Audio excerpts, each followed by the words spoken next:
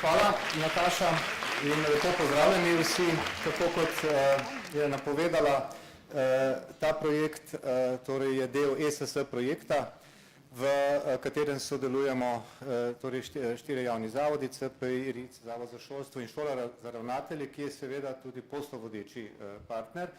In vse to delo na projektu koordinira, daje spodbude in seveda tudi vodi kolegica dr. Mateja Brejc, ki žal danes ni zaradi zadržanosti tukaj in bom, kot je napovedano, predstavil to delo na tem projektu, ki pa seveda še ni končan. Torej, kot je že bilo rečeno, izhajali smo iz te konference KEKS-a, kjer je bil predstavljen okvir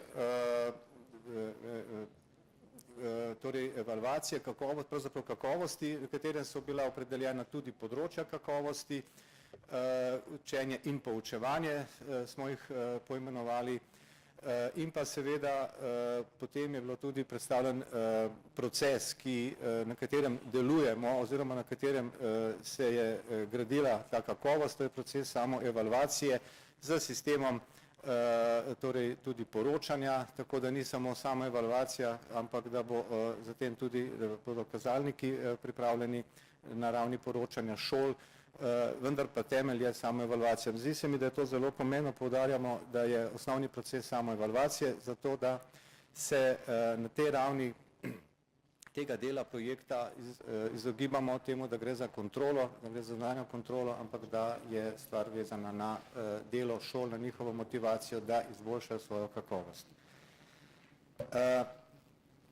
Torej, današnji namen je, da predstavim rezultate, delne rezultate programa, vzpostavitev, dopolnitev in pilotni preizkus modela ugotavljanja in zagotavljanja kakovosti na področju in vzgoje in izobraževanja. Ljubkovalno smo mu rekli OPK, torej en gradnik v sistemu vzgoje in izobraževanja, torej OPK, operativni program kakovosti. In izhajali smo pri tem delu iz različnih predpostavk. Zagotovo je prva bil mednarodni izzivi, na tem smo se začeli delo. Potem naše potrebe na področju kakovosti, torej potrebe sistema in pa šol, ter seveda formalne podlage, ki jih za področje zagotavljanja kakovosti že imamo v naši zakonodaji, predvsem ZOFI in pa Zakon o poklicnem in strokovnem izobraževanju. Različna strokovna izhodišča in podlage, ki so nastajale v preteklosti, in pa že tudi bogata praksa vrtcev in šol na tem področju. Zdaj seveda ob tem je treba povedati, da v Sloveniji že več kot 20 let pravzaprav so dogajanja na področju kakovosti, od nekih sramežljivih konferenc v 90-ih letih, ki smo, recimo eno od teh smo tudi na zavodu pripravili, do različnih modelov, kot je ogledalo, potem modro oko, imamo tudi seveda potem v nadaljevanju različne študije kakovosti, koncepte pripravljene, tako da je tega kar veliko že, torej nismo začeli iz nič, in pa seveda tudi praksa vrtcev in šol, kjer so se že tako osnovne šole kot tudi srednje že same pravzaprav organizirale in delale na kakovosti. Posebej še na področju poklicnega in strokovnega izobraževanja, kjer so seveda vpeti v ECOVET, torej v evropski okvir kakovosti. Tako da smo torej izhajali iz kar bogate, teh bogatih izzivov.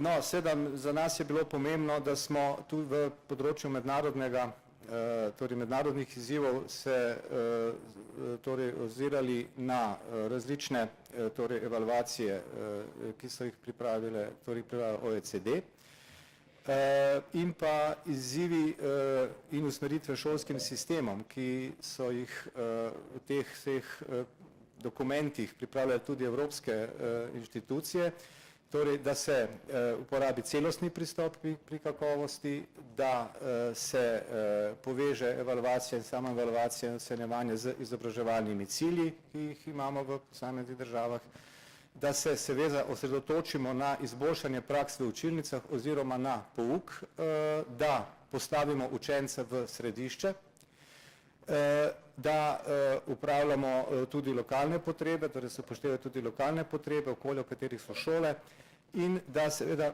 kar je zelo pomembno, oblikujemo čim širše soglasje deležnikov. Torej, to, kar je tudi bil en del zahtevnega dela v tem projektu, to se pravi predvsem to oblikovanje širokega soglasja in pa to, kako se osredotočiti na delo, torej tisto bistveno delo učitelja, se pravi delo v razredu, praksa v učilnicah. Kot sem že povedal, tudi imamo že v Sloveniji že dolga leta neko kar eno tradicijo teh razpravljanj in dela na področju kakovosti. Značilnost tega je, da so prisotna pri nas različna pojmovanja ugotavljanja in zagotavljanja kakovosti, da se je v enem obdobju govorilo tudi o evalvaciji, kot bolj antipod samoevalvaciji, se pravi zunanje evalvaciji, pa potem spet samoevalvacija, različnih debate so bile na tem področju. No, torej ta razmerja med notranjim in zunanjim spremljanjem kakovosti, potem so različni vsebinski poudarki, katera področja vključevati v kakovost. Obstajajo tudi različni inštrumentariji. Spomnimo se spet na to projekt Zavoda Ogledalo, ki je ponujal eno filozofijo, en inštrumentarij, potem Modro oko, ki je seveda dalo kar veliko bero dobrih inštrumentov za to področje.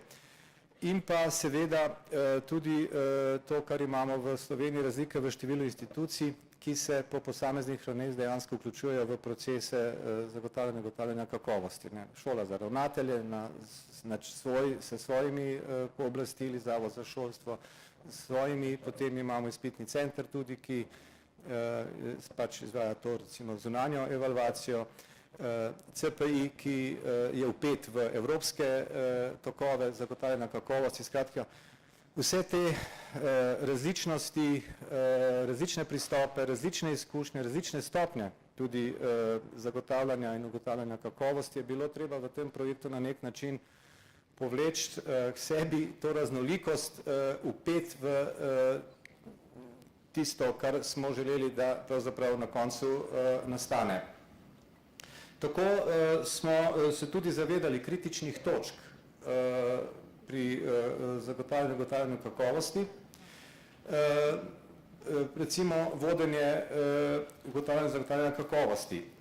Tu se je pokazalo, da se sploh postavlja lahko v tem kontekstu vprašanje, zakaj se sploh recimo moramo lotiti kakovosti, kakšen namen je zdaj s to kakovostjo. Potem gre za vključevanje in motiviranje učiteljev. To je tudi eden od, zna biti dosti močnih izzivov ali pa kritičnih točk v temu, spet v ozadju, kakšne imamo tega, bom rekel, koristi. Zdaj, kakšne so, torej to bo dodatno delo za mene predstavljalo ob pouku. Takšna in podobna vprašanja se seveda postavljajo v praksi. Potem razvojno načrtovanje, ki dostikrat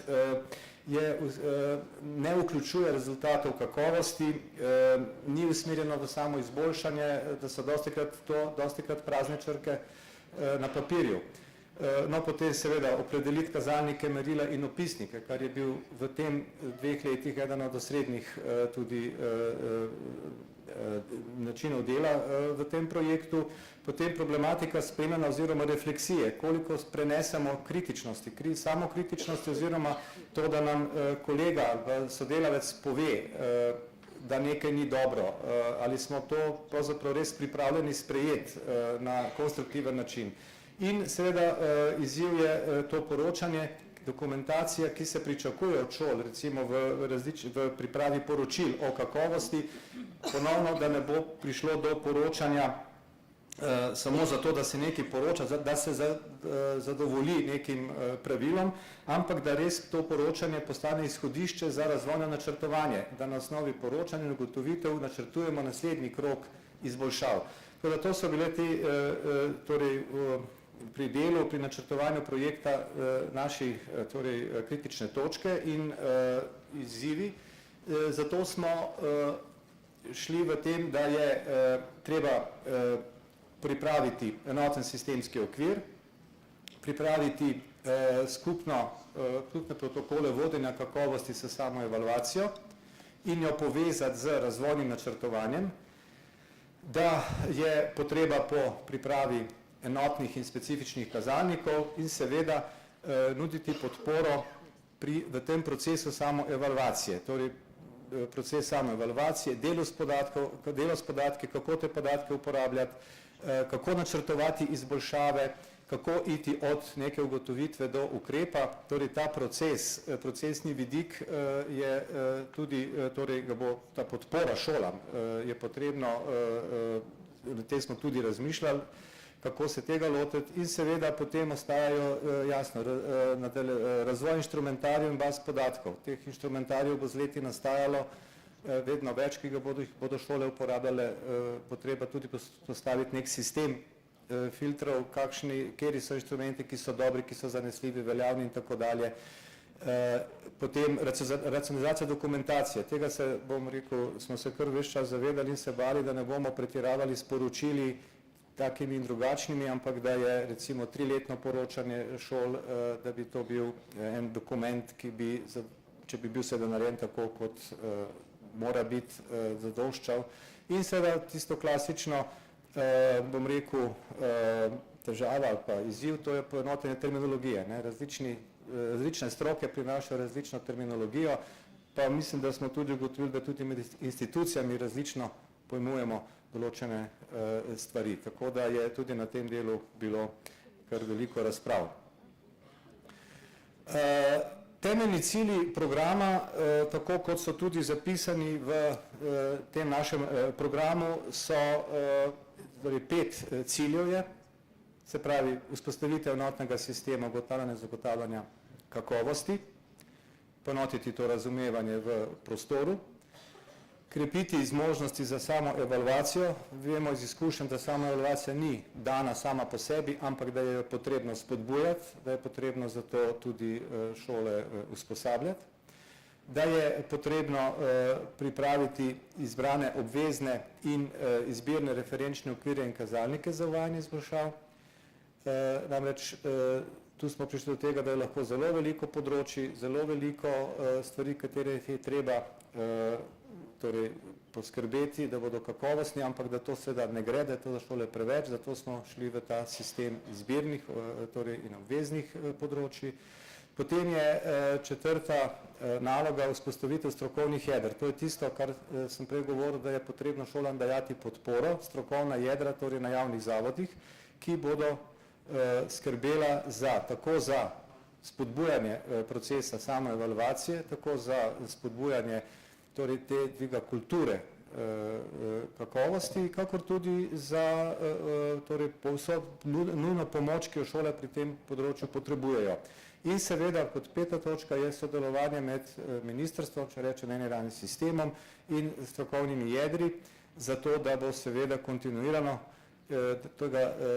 ta sistem vzpostavljen za zagotavljanja kakovosti. Tu smo posebej dali v oklepaj tudi po zaključku programa. Namreč tisto, kar se nam dostikrat dogaja v vseh teh projektih, je, da kot projekt ugasne, ko se zaključi, da dostikrat ali največkrat se tudi ugasnejo različne aktivnosti na šolah. Mogoče na posameznih šolah še živijo, načeloma pa gledano tako z sistemskega vidika ugasnejo, počasi ugašajo in zato je ta tudi cilj zapisan, da se temu ne bo tako zgodilo. Gre za zelo pomembno področje, torej kakovosti, ki seveda ne sme biti odvisno od časa trajanja projekta, ampak mora se v nadaljevanju tudi torej ostati, mora se nadaljevati in to lahko seveda storimo samo tako, da tako javni zavodi kot tudi ministrstvo skupaj s šolami nudimo to podporo in spodbudo šolam, da ne delajo na tem področju. Torej, ta OPK je seveda narejen tako, da odgovarja na vse te izzive in potrebe, katere sem prej omenjal. Zato smo iz obstoječe raznolikosti, ki sem jo omenil, pripravili skupen deloma poenoten okvir ali bolje mogoče rečeno usmeritve šolam za zagotavljanje kakovosti. Torej usmeritve se mi zdijo bolj mehke, se pravi gre za usmeritve, ne za neko trdo poenotenost. Da je ta program usmerjen v uporabnost, torej uporabnost za vrtce in šole. To je izredno pomembno in to je tisto, kar smo pravzaprav ves čas s pomočjo šol, ki so bile vključene v ta projekt, na nek način preizkušali. Ali je za vas to uporabno, ali vidite v tem smislu, ali je tega preveč, ali je kaj česa manjka, kakšne so vaše, bom rekel, pripombe na tem področju. Torej, zelo smo se usmerili v to uporabnost, ker seveda logično je, če šole ne bodo oziroma vrtci ne bodo zaznali uporabnost tega okvirja, zagotovo tudi po koncu projekta ne bo zaživel, tudi če se bomo na javnih zavodih pa na ministrstvu ne vem kako trudili, če ne bodo prepoznali uporabnost, če ne bodo, da je res njim namenjeno tega, seveda ne bo tiste kontinuiranosti, ki sem jo prej tako poudarjal. In seveda izhajali smo iz okvirja torej ministrstva, ki sem ga uvodoma predstavil, in v ospredje postavlja samo evalvacijo.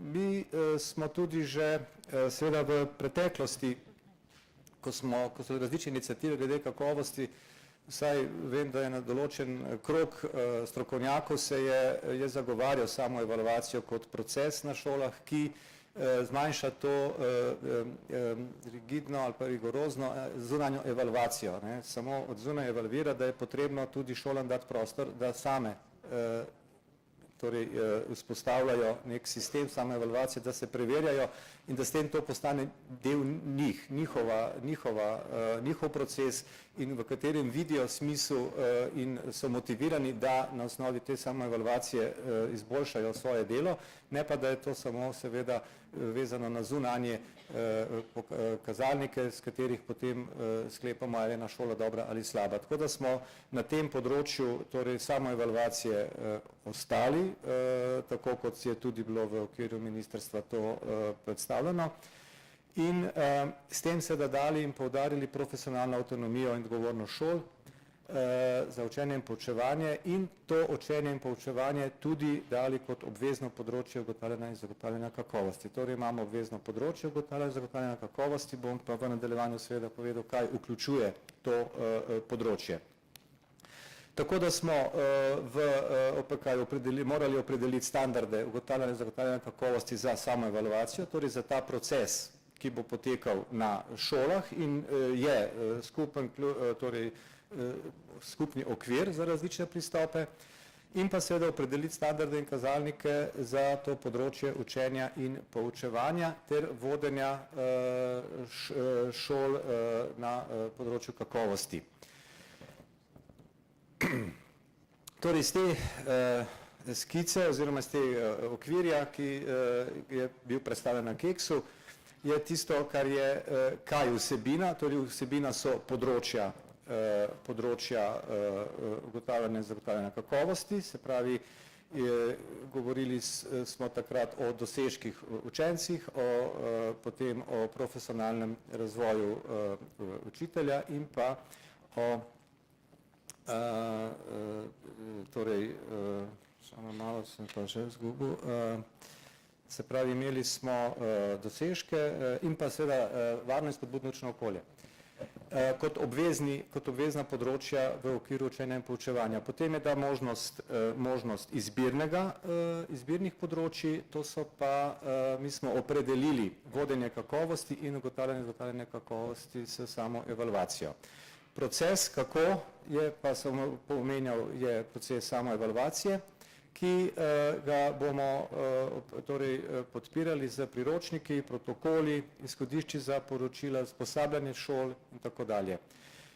Vsebino pa smo opredelili z standardi kazalniki, merili in opisniki ter viri podatkov.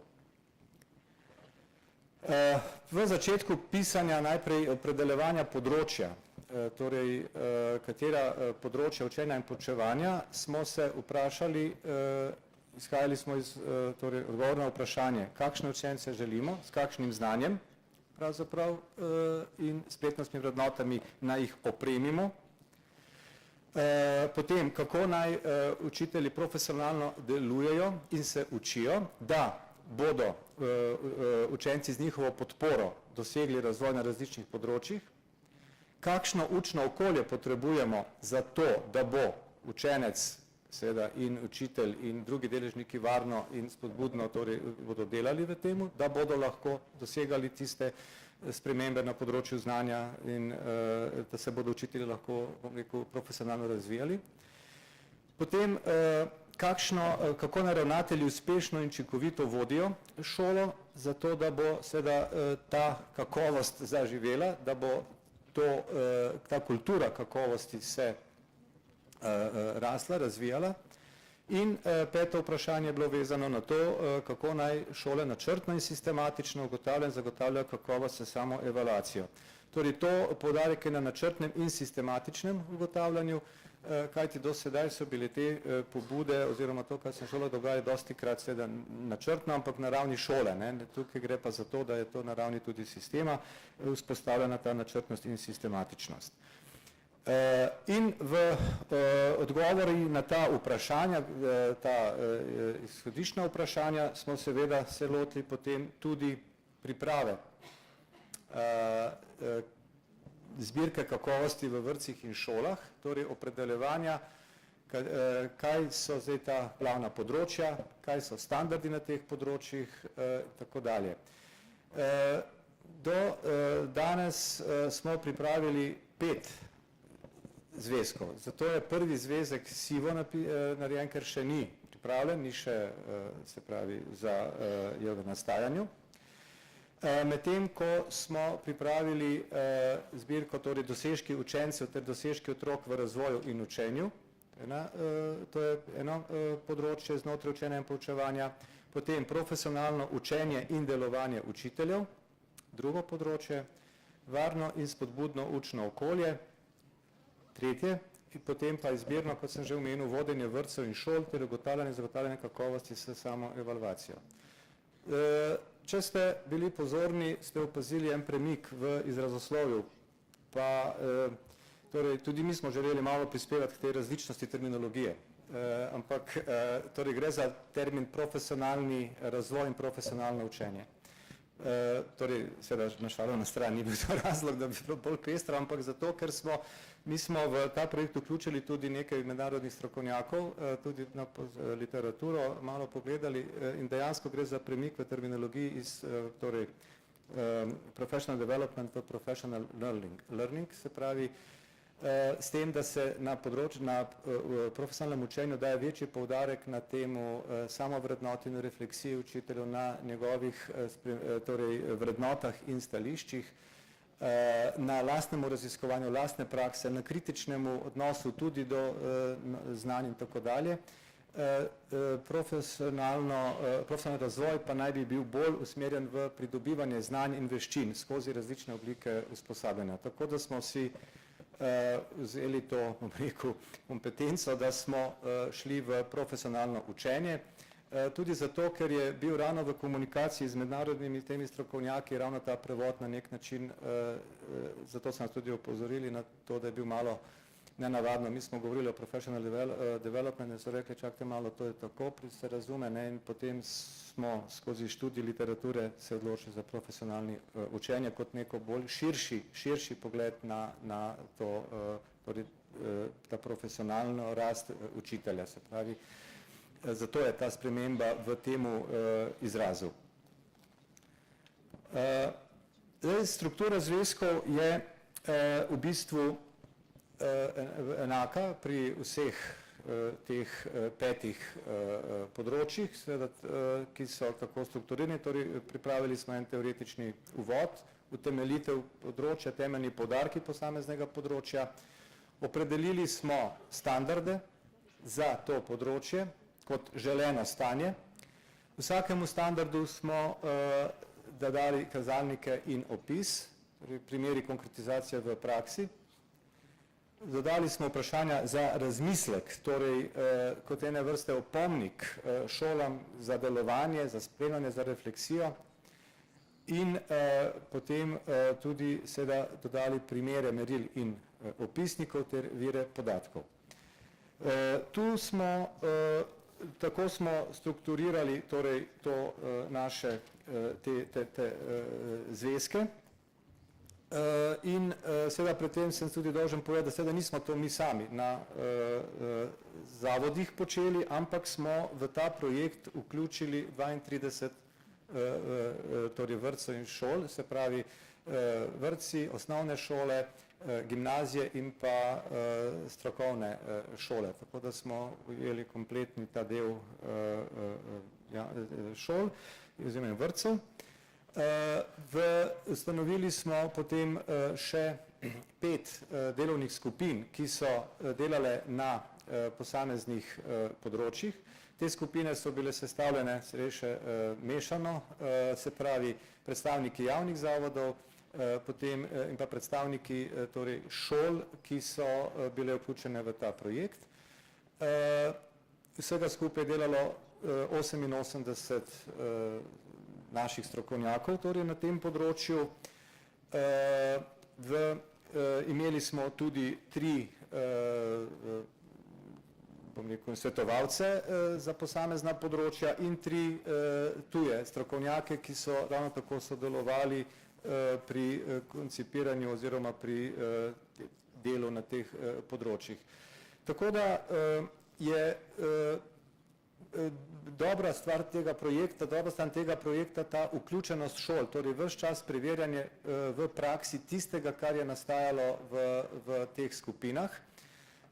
Torej imeli smo seveda 16 razvojnih šol in 16 implementacijskih šol, vendar smo se odločili, da pravzaprav ta delitev ni najboljša, da najprej razvojne šole nekaj počnejo, potem pa damo implementacijskim, da to uvajajo, ampak smo jih že implementacijske vpeljali v ta, bom rekel, proces tega nastajanja in seveda dragocene so bile njihove pripombe, kako bo to delovalo v praksi.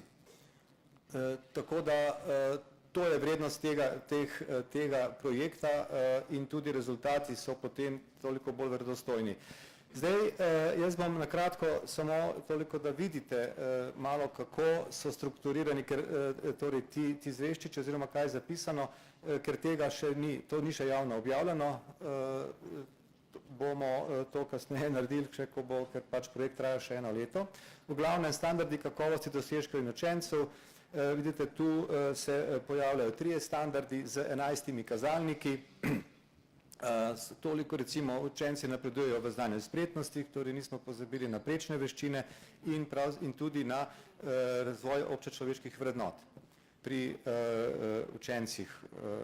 No, glede na to, da so vrtci glede dosežkov so specifični, smo za predšolsko vzgojo pripravili poseben set standardov, torej 3 standarde in 7 kazalnikov, ki so pa vezani seveda na razvoj razvoja in učenja otrok. No, to področje, ki je tudi danes bolj nekako v središču, profesionalno učenje in delovanje učiteljev, seveda izhajali smo iz pomena torej profesionalnega učenja in delovanja za torej učiteljev, torej pomen izobraževanja v družbi, potem učna praksa, da mora, torej je odvisna od pojmovanja subjektivnih teorij učenja, od stališč, od tega, da je profesionalno učenje učiteljev v sebi pravzaprav nosi spremembe v prepričanjih, stališčih, vrednotah, znanju in spretnostih. Zato je tudi en argument za to, da govorimo o profesionalnem učenju. Seveda ne smemo zanemariti vpliv učiteljev na učenje učencev, na vlogo učiteljev v skupnosti. To se danes vedno bolj poudarja, torej v skupnosti, torej učenja v šoli, ampak ne samo v šoli, tudi v povezovanju zunaj šole. Torej, veliko govora o družbeni odgovornosti učitelja in podobno, tako da smo na osnovi teh teoretičnih torej konceptov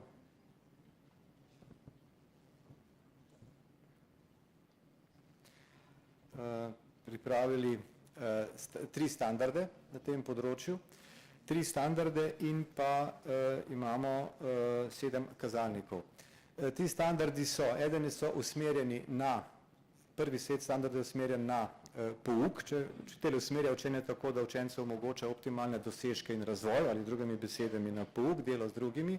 Drugi standard, učitelj načrtuje, spremlja, vrednoti in izboljšuje svoje profesionalno delo in usmerja svoj razvoj, je usmerjen na sebe, torej delo na sebi kot učitelju, in tretji standard je usmerjen na njegovo delo v skupnosti. Vsak od teh standardov ima svoje, vidite, kazalnike, nekje so trije so pri prvem standardu, potem dva pri drugem in dva pri tretjem standardu. In za, bom rekel, pokušino, da vidite, kako je sedaj ta sistem kazalnik, torej en primer kazalnika. Učitelj vodi učne procese tako, da učencu omogoča pridobivanje izkazovanja kakovostnega znanja in spretnosti. Opis tega kazalnika, torej kaj se s tem kazalnikom pravzaprav misli. In pa tisto, kar se nam zdi zelo pomembno, je, da so šole, da imajo primere vprašanj za razmislek. Torej ta vprašanja naj šole usmerjajo, spodbujajo k razmišljanju, kako dosegajo te kazalnike. Mislimo, da je to ena velika dragocenost v tem delu in pomoč šolam za to njihovo delovanje. Zato tudi smo tu zelo veliko časa porabili v sodelovanju s šolami, kaj je tisto, kar bo njih spodbudilo za torej delo na kazalnikih. No, potem smo jim dali še primere meril in opisnikov, želeli smo dati samo primere, ne nujno, da so to vsi. Torej, kaj so lahko merila, recimo učitelj realizira učni načrt, učitelj pozna kurikulum ali učni načrt in tako dalje. In še navedli smo nekaj primerov virov podatkov, kje lahko, na osnovi česa lahko pridejo do podatkov, ki ali so dosegali standard. Tako da smo s tem zaokrožili to neko celoto pri teh zapisih in tako so strukturirani vsi ostali, vsa ostala področja. No, še v to obvezno področje učenja in poučevanja sodijo standardi kakovosti varnega in spodbudnega učnega okolja. Tu imamo 3 standarde, ki se dotikajo torej tako fizičnega kot psihosocialne varnosti, potem komunikacije, medsebojnih odnosov in vzgojne strategije. In potem sledijo še 11 kazalnikov. Ti standardi kakovosti varnega in spodbudnega učnega okolja so seveda, niso samo za učence, ampak so tudi za učitelje. Recimo pri fizičnem psihosocialni varnosti govorimo tudi o stresu pri učiteljih, njegovi izgorelosti in podobno, se pravi, niso izključno namenjeni za to ozko za učenca. No, potem sledijo 4 standardi ravnateljevega vodenja šol s 14 kazalniki, to je pa vezano na tisto, kaj mora ravnatelj ali kaj naj ravnatelj naredi, da se bo zgodil ta proces samoevalvacije. In na koncu so še standardi kakovosti ugotavljanja in zagotavljanja kakovosti samoevalvacijo, kjer sta 2 standarda in pa 7 kazalnikov z namenom, da vzpostavimo ta enotni pristop na področju samoevalvacije. Torej, in da se, seveda vidite tu lepo piše, da ima vzpostavljen okvir in da načrtno in sistematično ugotavlja in zagotavlja kakovost. Torej šola, torej sistematični pristop in da ima nek okvir, s katerim izvaja samoevalvacijo. S tem pravzaprav sliko sem želel poudariti nekaj, kar se mogoče iz te moje prezentacije niti ni jasno videlo. To, da ne gre za posamezne segmente ali posamezna področja, neodvisno ene od drugega, ampak da gre za celoto, za eno celoto, kjer so med seboj ta področja oziroma ti standardi in kazalniki povezani. Torej, ne moremo vzeti ven samo dosežkov in reči, da nas ne zanima varno in spodbudno učno okolje, ker vemo, da bodo dosežki, seveda bo uspešno, ko bo učenec v spodbudnem učnem okolju. Ne vem, nekaj nagaja. Ampak recimo, da tudi profesionalno učenje, delovanje učitelja potrebuje za to tudi spodbudno učno okolje in da je vezano na dosežke. Recimo en primer, če ste bili pozorni, vrednote so tak primer, ki se pojavljajo tako pri dosežkih, torej v kazalnikih pri dosežkih, tako pri vrednote, torej pri učencih pri profesionalnem učenju in tudi pri varnem in spodbudnem učnem okolju, ravno tako govorimo o vrednotah. Se pravi, in še nekaj teh primerov, ko so med seboj ti elementi med seboj tesno povezani, seveda vse skupaj pa mora biti podprto z vodenjem šole in pa z nekim sistemom samoevalvacije, ki naj bi bil seveda na šolah potekal pod enakimi pogoji. Torej, mi smo v tem delu torej sledili trendom zakonodaje in kontekstu, torej ne želimo in nismo želeli nič spreminjati, postavljati na glavo obstoječe stvari, želeli smo upeti to, kar delamo v obstoječi kontekst v državi, želeli smo, da merjenje in ni samo merjenje, ampak da je tudi presojanje prisotno, se pravi, da ne gre samo za zbiranje podatkov, da ne usmerjamo šole samo, da zberajo podatke in potem iz te množice podatkov ne vedo, kaj naj naredijo, kajti tudi to so bile nekateri primeri, ki smo se srečali z njimi v praksi, nekopica podatkov, zbranih z različnimi vprašalniki, intervjuji, opazovanja, ampak od tu naprej ni bilo tistega poriva, kaj pa zdaj s tem. Se pravi, smo to sledili, potem želimo torej s temi zvezki, ki smo jih naredili, da krepimo zmožnost ravnateljev, učiteljev, da se lotijo te samoevalvacije in da je to odgovornost, kakovost vseh in da naj bi bili vsi vključeni v ta proces. Torej ne 5 navdušenih učiteljev ali pa tistega tima za kakovost, ampak da je to dejansko način življenja in dela šole, skrb za kakovost torej na področju vzgoje in izobraževanja.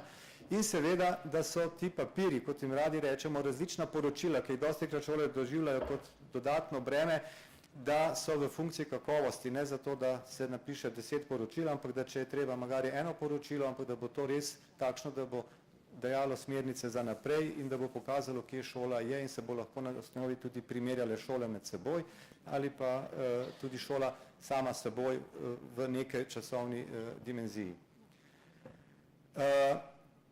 Torej, ta zbirka vsebuje in vključuje vse, kar je v sistemu več ali manj vzpostavljenega.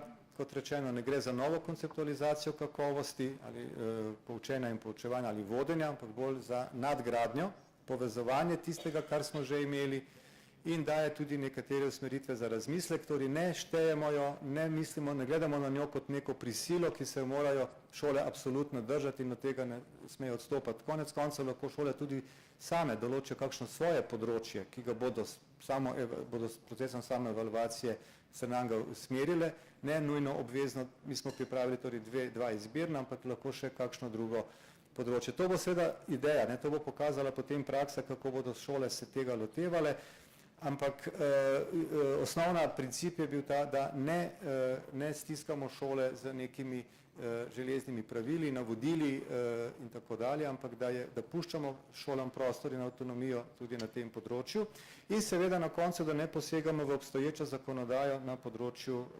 zagotavljanja kakovosti. Se pravi, tiste raznolikosti, ki sem jih omenil v začetku, nekako smiselno povezati, dati šolam uporabno orodje za to, hkrati pa ne rušiti že obstoječih praks in tudi ostalih teh zakonodaje in podobno.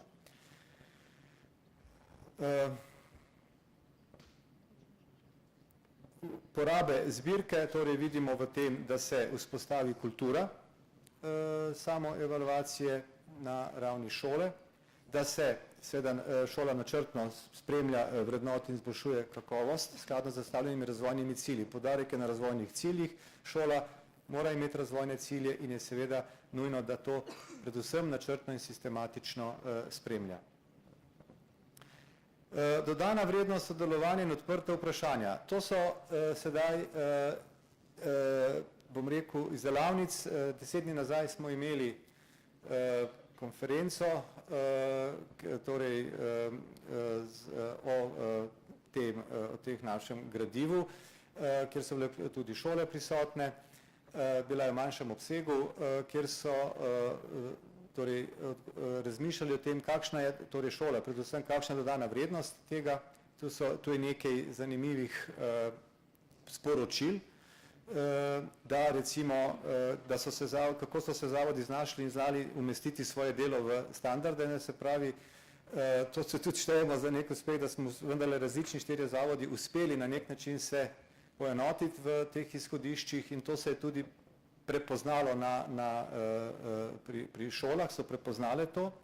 Potem to, da recimo, da so kazalniki, standardi uporabni na vseh ravneh izobraževanja, kar nam je tudi dalo potrditev, da smo res upoštevali šole in da je ta povezava, da se opazi povezava med okvirjem Ministrstva za šolstvo in pa s temi produkti, ki smo jih na koncu naredili.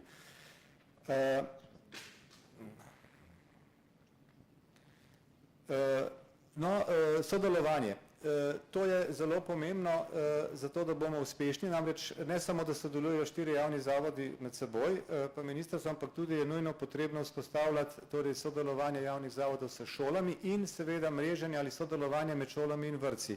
Ravno v tem projektu teh 32 šol se je to pokazalo ena res pomemben element uspešnosti, da smo šole povezali med seboj, da so izmenjavali svoje izkušnje na uporabi kazalnikov, na razumevanju kazalnikov in podobno. In seveda jasno obveza, da sodelovanje tudi na relaciji, torej ne samo med šolami, ampak tudi med šolami, javnimi zavodi in pa seveda ministrstvom. No, ostaja tudi nekaj odprtih vprašanj, ki so jih navedli udeleženci te konference. Eno od teh je stimulacija za dobro delo, kaj bo potem, ko bo šola prepoznana kot zelo kakovostna, ali bo dobila, ne vem, certifikat ali bo zato kaj drugače. Skratka, eno odprto vprašanje je, to je povezano s tistim motivacijam, zakaj delamo za kakovost, ne seveda zato, da bodo naši učenci najboljši, ampak najbrž tudi ostaja neko odprto vprašanje, ali bo na ravni sistema neka prepoznavnost teh šol. Potem odprto vprašanje je ta kultura sprejemanja kritike. To je tisto, kar smo tudi v začetku zaznali, da zna biti eden od izzivov, kaj zdaj na osnovi recimo kolegialne kritike, ker je samoevalvacija tudi vključuje to, mora vključevati tudi kolegialno presojo, kako bo ta kultura sprejemanja kritike. Vemo, da znamo biti zelo občutljivi, če nam nekdo reče, da nekaj ni tako, kot mora biti. In seveda še nekaj podobnih vprašanj, tako da je še kaj za početi in to, kaj je za početi, je seveda še v naslednjem letu. Torej, ostaja nam še priprava gradiv in dograditev teh gradiv, ki sem jih zdaj predstavil. Treba se dogovoriti še o poročanju, letno poročanje, 3-letno poročilo kakovosti, potem bomo nadaljevali z mreženjem razvojnih in pilotnih šol, pripravili bomo konference za ravnatelje in vodje kakovosti, ker želimo preko seveda teh ljudi vstopati, potem se povezovati naprej s šolami, treba jim bo predstaviti rezultate gradiva, bo potrebno šole seveda motivirati za to, da začnejo uporabljati te naša gradiva, bo potrebno jih usposabljati, da na nek način poenotimo to razumevanje, kaj hočemo s tem. Skratka, na koncu seveda bo zaključna konferenca o kakovosti, torej konec avgusta 2019, kjer bomo pa seveda ponovno pregledali delo, kaj smo naredili, kaj je še potrebno in mora biti kakšno revidiranje nacionalnega okvirja ali pa še kakšna dograditev gradiv in podobno. Skratka, delo je v procesu, ni zaključeno še in mislim, da nas vendarle čaka še kar veliko dela tudi v nadaljevanju, potem kako ohranjati proces, torej to kulturo kakovosti, ko bo konec projekta. Hvala za pozornost.